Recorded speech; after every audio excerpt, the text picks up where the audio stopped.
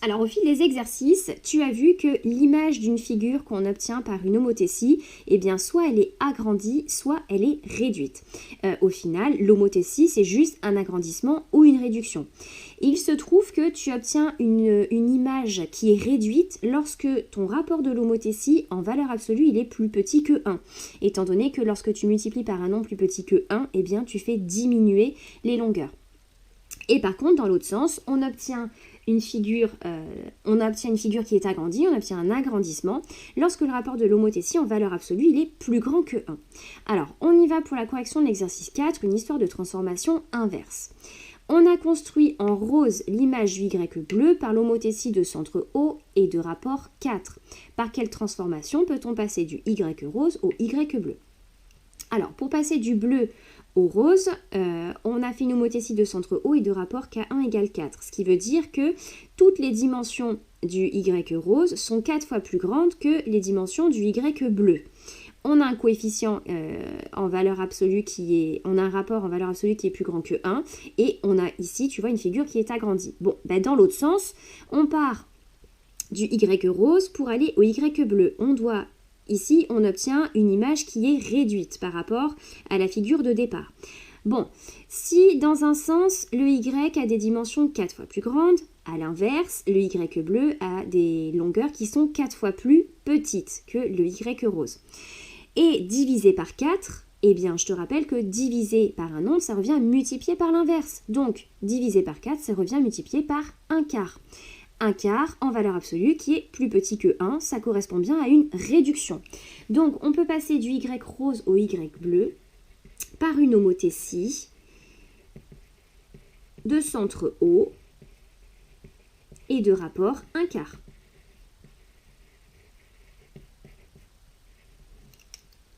Donc tu vois finalement, dans un sens ou dans l'autre, eh bien si dans un sens... si pour passer du Y bleu au rose, on multiplie par 4, et bien dans l'autre sens, le rapport de l'homothétie vaut l'inverse. D'ailleurs, dans un exercice, si tu obtiens une image qui est agrandie, mais que lorsque tu fais ton calcul pour retrouver le rapport de l'homothétie, tu trouves un rapport qui est plus petit que 1 en valeur absolue, eh bien tu t'es trompé.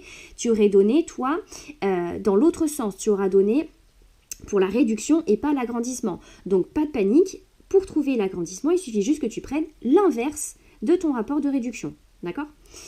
Alors, question 2, on a construit en rouge l'image de la lettre X, on a construit en rouge l'image de la lettre X bleue par l'homothétie de centre O et de rapport K1 égale moins 0,4. Donc là, tu vois, l'image qu'on obtient, elle est réduite, on a un coefficient, on a un rapport d'homothétie en valeur absolue qui est plus petit que 1, j'obtiens une réduction. Par quelle transformation peut-on passer du rouge au bleu? Bon, bah, si dans un sens je réduis, dans l'autre forcément je vais agrandir.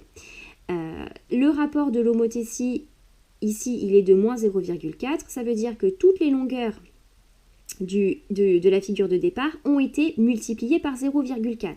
Donc, dans l'autre sens, eh bien, les longueurs vont être divisées par 0,4. Et divisé par 0,4, ça revient à multiplier par l'inverse. Donc, le rapport, dans l'autre sens, le rapport, ce sera l'inverse de ce rapport, c'est-à-dire moins 1 sur 0,4. Alors, 0,4, c'est 4 dixièmes. Donc, l'inverse de 4 dixièmes, c'est 10 quarts.